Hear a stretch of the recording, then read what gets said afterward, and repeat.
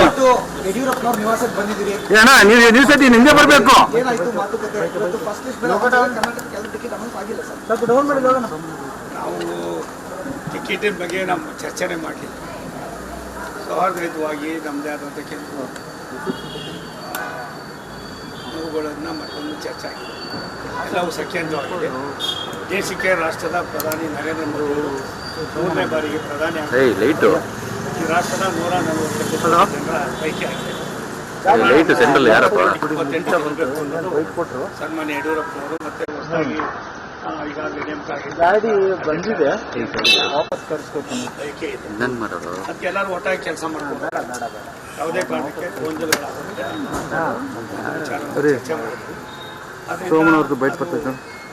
ಮುಂದಿನ ಮೇವರೆಗೂ ಕೇವಲ ಲೋಕಸಭಾ ಚುನಾವಣೆ ಬಿಸಿ ಚರ್ಚೆ ವಿನ ಬೇರೆ ಏನೇನಿಲ್ಲ. ಎಲ್ಲವೂ ಕೂಡ ರಾಷ್ಟ್ರದ ಹಿತಕ್ಕೋಸ್ಕರವಾಗಿ ರಾಷ್ಟ್ರದಲ್ಲಿ ಮತ್ತೊಮ್ಮೆ BJPಯ ಸನ್ಮಾನ್ಯ ನರೇಂದ್ರ ಮೋದಿಯವರು ರಾಷ್ಟ್ರದ ಪ್ರಧಾನಮಂತ್ರಿಗಳಾಗೋದಕ್ಕೆ ನಾವೆಲ್ಲರೂ ಕೂಡ ಭದ್ರಾಗಿ ಕೆಲಸ ಮಾಡಬೇಕು ಅಂತ ತೀರ್ಮಾನವನ್ನು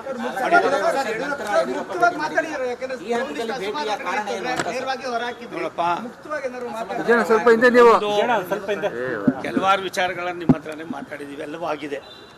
ನಮ್ಮ ಆಶಯ, ನಮ್ಮ ಚಿಂತನೆ, ನಮ್ಮ ಕಮಿಟ್ಮೆಂಟು ದೇಶಕ್ಕಿಂತ ನಾವ್ಯಾರು ದೊಡ್ಡವರಲ್ಲ. ದೇಶದ ಇತ್ತೀಚಿನ ದಿನಗಳಲ್ಲಿ ಕರ್ನಾಟಕದಲ್ಲಿ ನಡೀತಾ ಇರ್ತಕ್ಕಂಥ ಕೆಲವಾರು ಬೆಳವಣಿಗೆಗಳು ನೋಡಿದಾಗ ನಮ್ಗೆ ಅದು ಎಷ್ಟು ಮಟ್ಟಿಗೆ ಮುಖ್ಯ ಅನ್ನೋದನ್ನು ಸ್ವತಃ ಯಡಿಯೂರಪ್ಪನವರು ಇವತ್ತು ತಮ್ಮದೇ ಆದಂಥ ಒಂದು ಅನುಭವವನ್ನು ಹಂಚ್ಕೊಂಡಿದ್ದಾರೆ. ಅದಕ್ಕೆ ನಾನು ಕನ್ವಿನ್ಸ್ ಆಗಿದ್ದು ಕೆಲಸ ಮಾಡ್ಕೊಂಡು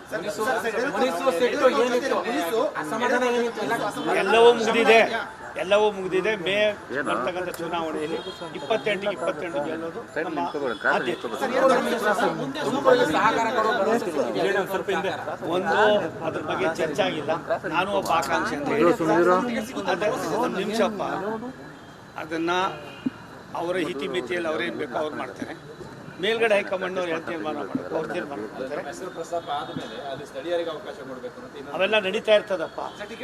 ಎಲ್ಲ ಯಾರು ಬುದ್ಧಿವಂತರು ಇರ್ತಾರೋ, ಯಾರು ಆಕ್ಟಿವ್ ಆಗಿರ್ತಾರೋ, ಯಾರು ಜನಪ್ರಿಯರಾಗಿರ್ತಾರೋ ಅಂಥವ್ರ ಬಗ್ಗೆ ಎಲ್ಲ ಒಂದು ಕಡೆ ನಿಮ್ಮಲ್ಲಿ ಇಲ್ವಾ, ನಮ್ಮಲ್ಲಿ ಇಲ್ವಾ, ಎಲ್ಲ ಕಡೆಯಲ್ಲೂ ಇರ್ತದೆ.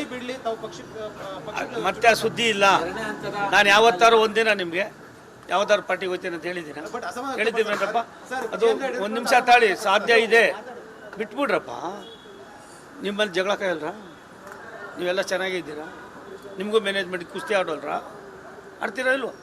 ಎಲ್ಲ ಮನೆ ಕೆಲಸ ಆಗಿದೆ. ಇವತ್ತು ದೇಶ ಮುಖ್ಯ.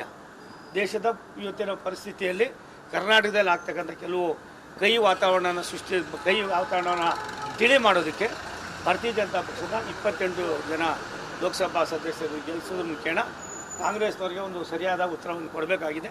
ಆ ನಿಟ್ಟಿನಲ್ಲಿ ಅವೆಲ್ಲ ಒಟ್ಟಿಗೆ ಸೇರಿ ಕೆಲಸ ಮಾಡ್ತೀವಿ.